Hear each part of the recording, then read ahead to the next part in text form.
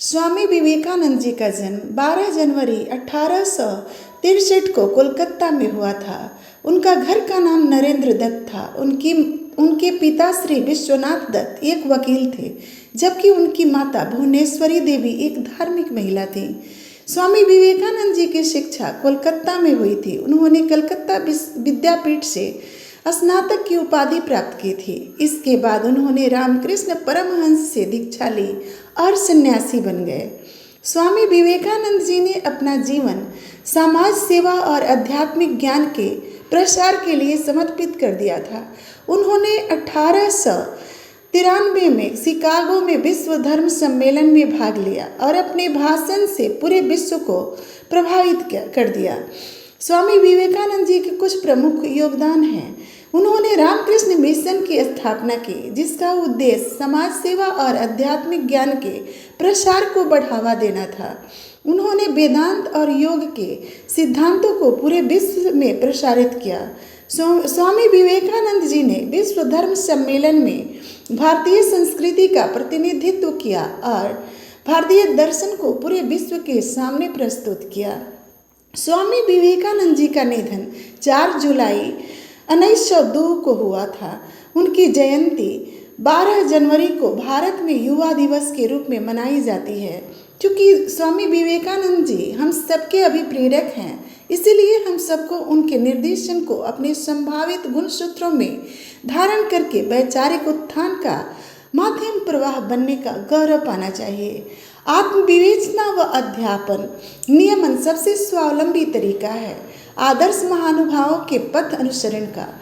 तो चलिए आज हम विवेकानंद जी के तथ्यों के आधार पर अपनी पंक्तियां पेश करते हैं। स्वामी जी ने कहा, कब तक बेल की तरह लतवार होने को सहारे का उन्माद पालोगे? लस्ट लेकर पंगु चलते हैं, एक सौष्ठव मनुष्य नहीं। तुम सोचो खुद को, किस तरह के सांचे में तुम्हें खुद में मनुष्य ढूंढना है? दीनहीन, पराश्रित या प्रबल, उत्साही व सुखछंद? दरअसल जो विशिष्टता भाव या विचार तुम्हारी प्रबल आकांक्षा होगी, वही गुण तुझमें विकसित होगा। तुम्हारे विचारों से, उसके प्रकार से प्रभावित होता है तुम्हारा अंतस्थ ब्रह्मांड। तुम जैसा सोचोगे वैसा ही नक्शे नसीब गढ़ेगा।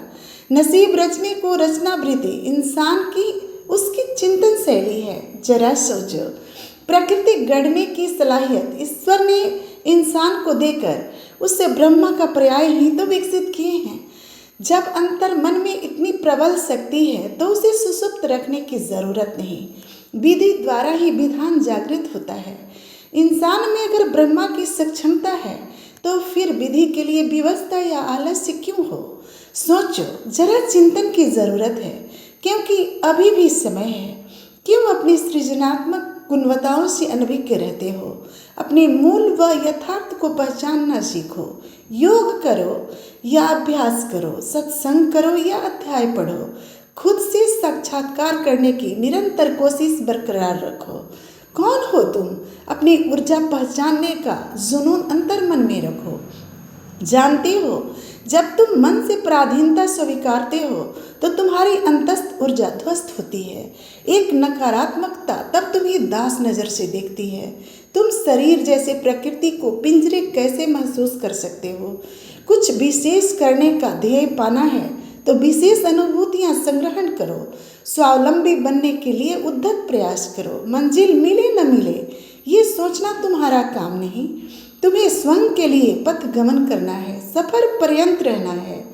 यहाँ सफर का मतलब बेवजह आवारगी नहीं, इधर उधर भटकना नहीं, अपितु आत्मचिंतन या जिस भी तरह तुम प्रतिभा संपन्न सामर्थ्यवान बन सको। क्योंकि नैसर्गिक जीवन यह तुम्हारी उत्पत्ति बहुत सुंदर परिपूर्ण व्यक्तित्व की गरिमा के साथ हुआ है। एक कोमल शरीर में प्रबल ऊर्जा का आविर्भाव हुआ है। जब तक प्रकृति ने जरूरत समझा तुम्हारे लिए परवरिश का विकल्प बढ़ाती रही। अब तुम्हारी बारी है प्रबल व स्वस्थ विकल्प बनने की।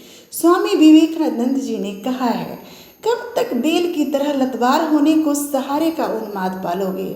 लस्ट लेकर पंगु चलते हैं, एक स्वस्थ मनुष्य नहीं। तुम सोचो खुद को, किस किस तरह के सांचे में तुम्हें खुद में मनुष्य ढूंढना है, दीनहीन, पराश्रित या प्रबल, उत्साही व स्वच्छंद।